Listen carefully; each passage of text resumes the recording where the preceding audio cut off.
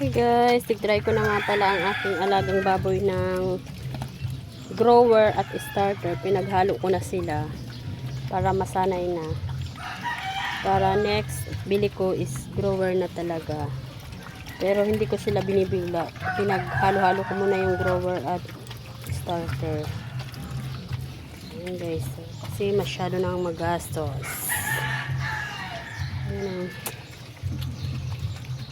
Super improvement naman na ang aking alagang baboy. Ayan no, yung likod pa lang solid na ito yung isa. Ito ang pinakamalaki sa tatlo. Ayan.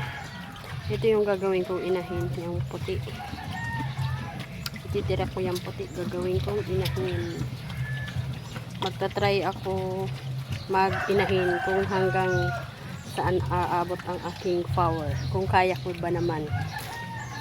Try natin. Wala naman masama mag-try. Kung maganda ang kinalabasan ng pag-alaga ng inahin, di mas maganda. Malay mo dyan tayo kumuha ng maraming puhunan sa pag-umpisa ng inahin.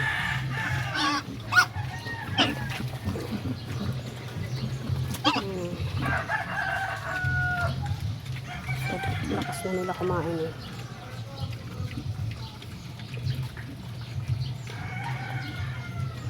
Babuwatch.